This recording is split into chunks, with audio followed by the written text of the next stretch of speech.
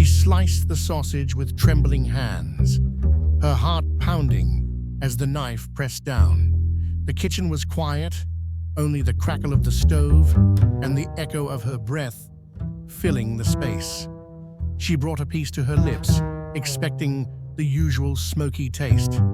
Instead, something metallic lingered on her tongue, unsettling and foreign. In that instant, dread washed over her. It was not pork, it was not beef. The flavor was wrong, hauntingly wrong. She dropped the knife, her chest tight with the terrifying realization that what she had been chewing came from something human. That grotesque revelation would mark the beginning of one of the most disturbing chapters in the history of Brazil, a case that would become forever known as the Rua do Alvarado murders.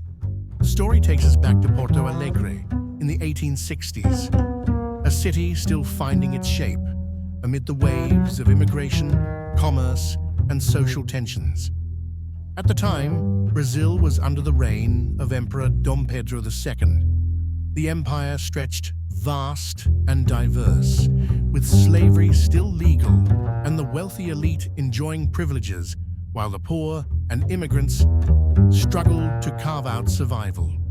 Porto Alegre, capital of Rio Grande do Sul, was a frontier city shaped by European arrivals, particularly Germans and Italians, who brought their traditions, languages, and hopes for prosperity. Streets were muddy, lit dimly by oil lamps, lined with modest houses and small shops. The scent of bread baking mixed with the pungent odor of livestock and manure. Horses pulled carts through uneven cobblestones. Yet beneath the rough exterior, the city pulsed with ambition. Merchants traded goods, ships docked with products and news from distant lands, and immigrants sought a place to build their future. Rua do Alvarado, an ordinary street in this bustling mosaic, seemed like any other. Neighbors lived quietly, sharing gossip over fences and trading goods in the markets. It was not a place where anyone expected nightmares. And yet, in one house along that street, a story of horror and betrayal unfolded. At the center of this tale was Jose Ramos. Charismatic and cunning, Ramos had once worn the uniform of the police. He understood procedures, the psychology of suspects, and the weaknesses of investigators. To the casual observer, he appeared upright, a man of authority and respect. But his charm concealed a predatory instinct. He knew how to win trust, how to present himself as helpful, and how to lure vulnerable men into his confidence.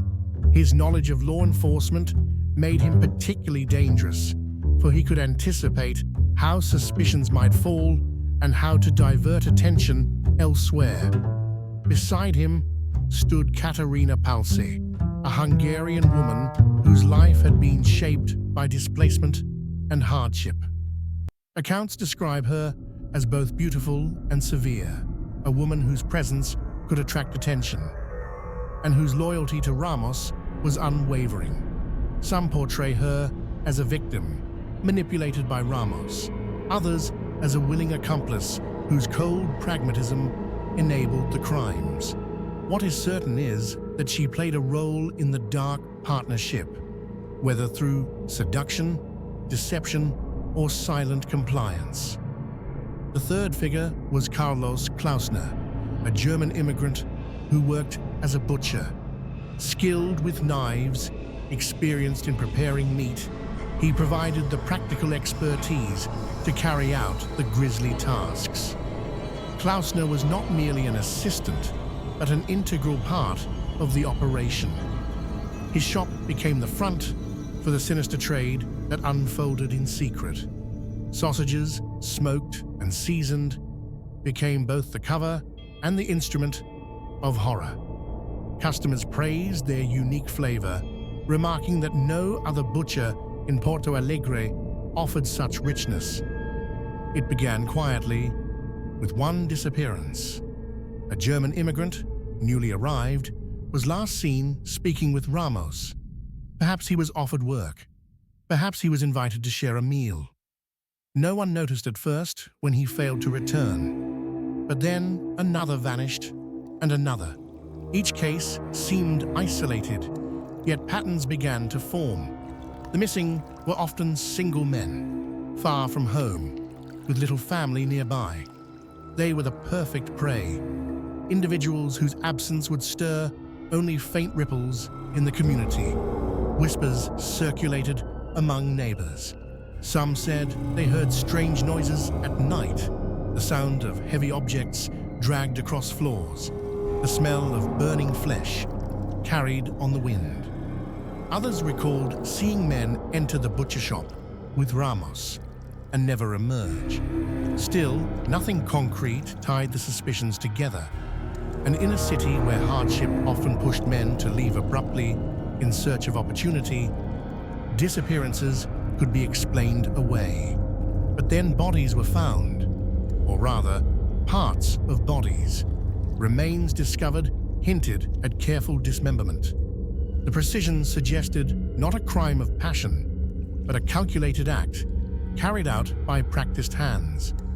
Investigators began to connect the dots, and suspicion tightened around Ramos, Katerina, and Klausner. The revelation that shook the city came when evidence indicated the flesh of these victims had been processed into sausages. Forensic science at the time was primitive, yet witnesses and circumstantial proof convinced many that human meat had been mixed with pork, seasoned, and sold to unsuspecting neighbors. The thought was unbearable. Families who had dined proudly on the rich sausages now recoiled in horror, imagining they had consumed their own countrymen. The act of eating, the most basic of communal rituals, had been violated in a way that left scars deeper than blood. When the arrests came, they ignited a storm of fear and fascination. Ramos was portrayed as the mastermind, a predator cloaked in charm. Katerina was described as complicit, perhaps luring victims with her presence, perhaps silently approving the acts. Klausner, the butcher, was the artisan of death, his knives turning bodies into product. Their home was searched, and accounts describe grisly discoveries. Bones, blood, tools stained with use. Though much of the documentation has been lost or destroyed, the legend grew around what was found, passed from mouth to mouth, until the line between fact and folklore blurred. The trial was a spectacle. Crowds gathered to hear details, to watch the accused stand before the judge. Newspapers printed lurid descriptions, feeding the public's appetite for horror. Some argued the accusations were exaggerated, inflated by gossip and sensational journalism. Others insisted the evidence was overwhelming. In the end, the court found Ramos guilty, sentencing him to death. Yet, in a twist that fueled further speculation, his punishment was reduced to life in prison. Katerina received a sentence of 13 years and was eventually released in 1891. Klausner's fate was less clear. Some say he died during the investigation, others claim he was executed. The aftermath left Porto Alegre scarred. The house on Rua do Alvarado became infamous, labeled the Castle of the Dead. Children dared each other to approach it, whispering of ghosts and screams. Adults avoided it, carrying the shame of having consumed the sausages. The crime was so grotesque that it became folklore, a story retold not just as history, but as a moral warning. Over the decades, historians have struggled to separate truth from legend. Some argue the cannibalistic element was exaggerated, a product of sensational reporting. Others insist the testimonies and remains confirm the horror.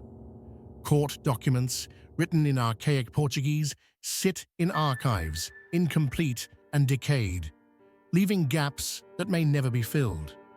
The uncertainty itself fuels the legend, keeping the Rua do Alvarado murders alive in memory. Imagine the silence at dinner tables as families recalled the sausages they had eaten. Imagine mothers who felt sick, remembering the flavor they had once praised. Some swore they could still taste it, a phantom presence lingering on the tongue. Others avoided meat entirely, unable to escape the association. Trust, once broken, left wounds that healed only on the surface. As the years passed, the story grew. Writers painted Ramos as a cunning predator, a man who used his knowledge of the police to outwit justice for as long as he could. Katerina was cast either as a manipulator who used her allure to lure victims or as a tragic accomplice trapped by loyalty. Klausner became either a craftsman of horror or a weak man, drawn into evil beyond his control. Each retelling added new shades, transforming history into legend. The questions never disappeared. How many victims were there?